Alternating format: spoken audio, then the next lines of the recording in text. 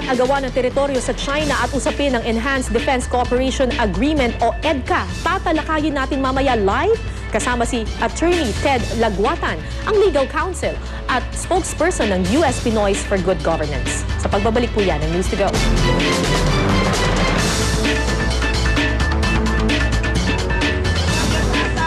Rehimen para sa pitas.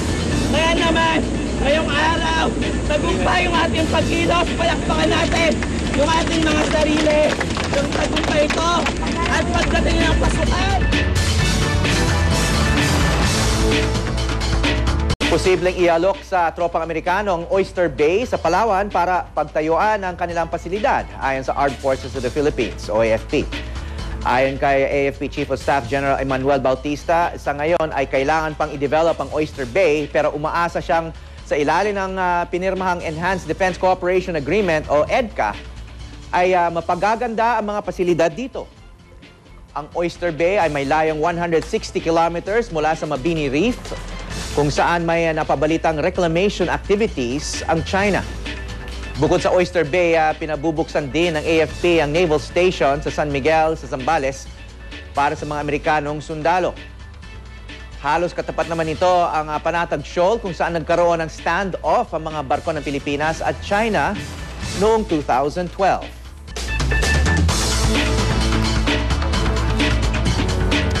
At kaugnay pa rin sa usapin ng Enhanced Defense Cooperation Agreement at Philippines-US relations at agawan ng teritoryo laban sa China. Mga kapanayam natin si Attorney Ted Laguatan, legal counsel at spokesperson ng US Pinoys for Good Governance. Magandang umaga, Attorney Laguatan. Magandang umaga, Howie. Salamat sa pag-imbita mo sa akin dito. So, Attorney, kayo ay Pilipino pero matagal na kayo nakabase sa Amerika bilang isang abogado doon. And you are representing a group of US-based Filipinos who are concerned about the Philippines. Yes, yung US Pinoys for Good Governance, our main advocacy is to create a better life for Filipinos all over the world. Hindi lang sa Amerika. And to create a better world. Yun lang. Wala namang agenda kundi yun lang. And kayo, at saka yung inyong, isa sa inyong leader, si Loida Nicolas Lewis. I think she's the president of your group, She is the chairperson. Chair, okay. I'm the legal counsel and spokesperson. Si Rodel Rodis ang presidente. Okay. And I think you and Loida were here for the Obama visit. Yes, a few weeks ago, we were invited to be among the participants dun sa pagdating Obama dito, particularly in the dinner, listening to his speeches and all that. Okay, bago natin pag-usapan nga yung mga issue kaugnay ng defense agreement sa pagitan ng dalawang bansa. Yun kay Obama naman, nandun kayo sa state dinner, you were able to observe him closely. Kayo, bilang mga US-based Pinoys, do you think the Philippines and Filipinos are high on his agenda? Pinag-iisipan ba niya yung ating bansa? Katulad ng mga nakaraang Pangulo ng Amerika? Kaya siya nagpunta rito sa region na ito to show support dun sa mga allies ng Amerika, kamukha ng South Korea, Japan, Philippines, Malaysia.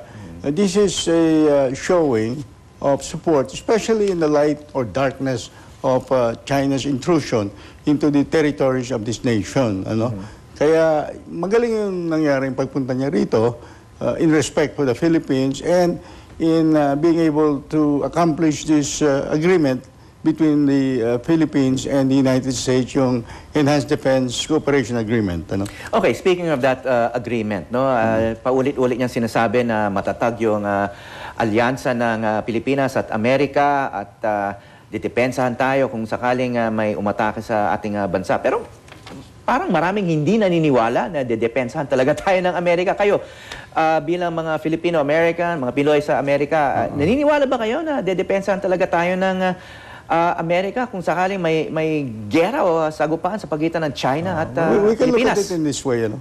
Every nation formulates foreign policy in primarily on behalf of the nation. Ang primary goal is really yung self-interest ng nation na yun. So to answer that question, we ask, is it in the self-interest of America to go into the defense of the Philippines in case the Philippines is attacked by China? I believe yes. The U.S. cannot afford that an ally, the Philippines is the longest ally of the United States. Ano? Matagal na yan. Ngayon, abandonin ng US and Philippines, all the other allies will lose faith. Isa pa itong region na ito is so important. Ano? The US, I believe, cannot allow China to just grab the resources of this ally nation. Dahil sasabihin ng mundo that the US is responsible also for the stability of these nations. And yung behavior ng China for a superpower now is very irrational. Kinuha na nila yung ibang territories ng Philippines sa Mischief Reef, tapos ngayon pumasok sila sa Vietnam, nagtayo ng rig, ng oil rig na giant, tapos ang plano nila magtayo ng airstrip dun sa territory natin. Ano? Kaya irresponsible yung mga behavior na ganyan. Well, katulad ng mga halimbawa nyo, no? I mean, nawala na tayo ng teritoryo. Nakuha na ng China yung Panatag Shoal na napakalapit lang sa Zambales. Now they're reclaiming part of Mabini Reef, no? Na may balita na tatayuan nila ng airstrip. Ito nga, may nakikita ngayon ng mga viewers natin, itong mga letrato ng itong mga reef na to, no? Pero parang walang response ang Amerika. There's a defense alliance, but there was no military response from the United States when we lost territory to China already. Kaya naman nangyari itong Enhanced Defense Cooperation Agreement. Ano? It's an immediate need. Kung wala yan, wala nang deterrent sa China. They will just come over, binabanatan ng mga water canyons, yung mga ships natin na nababanggain pa nila yung iba. These are bullying and uncivilized behavior for a power now like China. What we hope is that the Chinese people really move to create changes in their government, because their military-oriented government is leading them into a disastrous end. Ano? Magagalit ang mundo. Yung world opinion is very, very important. China does not operate in a vacuum. Nakikita ng mundo ang ginagawa ng China.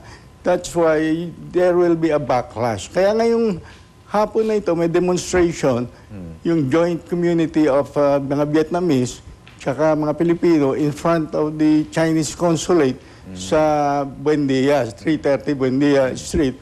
Mga 500 people will be there. Ano? Ngayong 12 o'clock.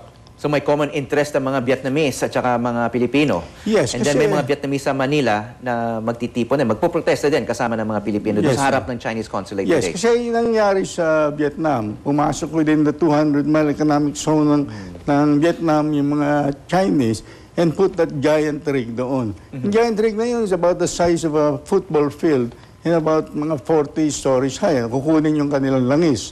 And lumakas ang loob ng China in doing this. This is an omen of their plans also for the Philippines. That's why we have to join them in this regard. No?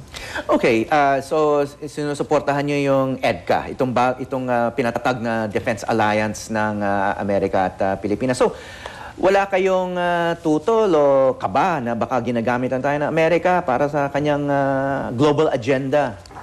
Well, like any agreement, parang partnership yan eh. You have to look at the goals. Ano? There is an immediate goal for us, for our interest, to protect against China. May mga detalye yan, of course, kamukha ano bang batas ang mag-a-apply sa certain issues and all that. That can be worked out. But the general interests of both countries are met by entering into this EDCA. Yung mga detalye can be worked out. Hindi rin kayo, hindi nyo rin tinututulan na maaring paglabag ito ng sovereignty ng Pilipinas, katulad ng sinasabi ng mga ibang nagpo-protesta rito. Alam mo naman, yung issue ngayon is not the same as the removal of the bases noon. US bases. I supported that, because... You supported the removal? Yes. Not the bases themselves? Yes, the removal of the bases noon. Kasi so, iba to, iba? Iba. The facts of noon are totally different from the facts ngayon. Madami nangyari na. The immediate need right now is to defend the Philippines sa yung mga ibang territory na puro-puro langis, natural gas, and trillions of barrels of oil. We need to defend this against China's grabbing policies. So this is an immediate need. Yung sovereignty issue, ginagamit lang yun ng mga opposition, yung kaliwa who are associated with China. Hindi mo naman pwedeng pakinggan lahat yung mga yan. Minority lang yan. What is important is the general interest of the Filipino people. And I think most Filipinos really agree that this kailangan to. Hindi natin kaya. Higanti yung China na yan. You know, it is not only the concern of local Filipinos, Vietnamese. It is the concern of the citizens of the world to create stability rito and for the entire humanity. And para sa mga Chinese people also, no? We support a better life for the Chinese people. We don't hate them.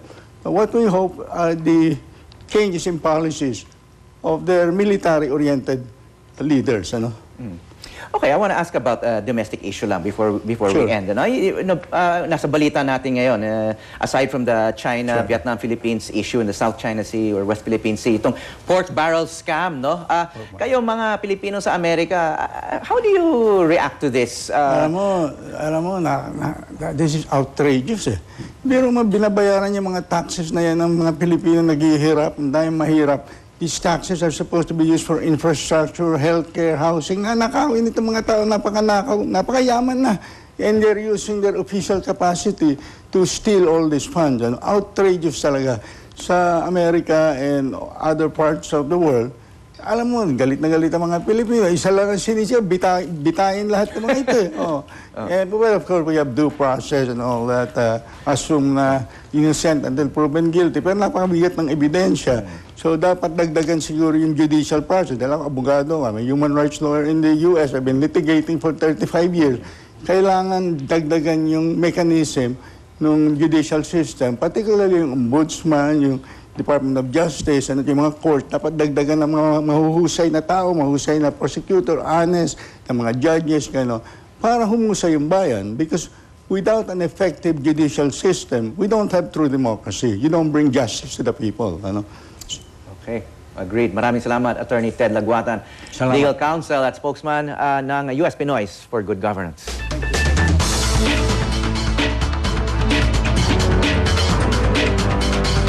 Nagbigay ng paalala ang Philippine Embassy sa Riyadh sa mga Filipino community sa Saudi Arabia, lalo na sa mga Pilipinong medical professional doon.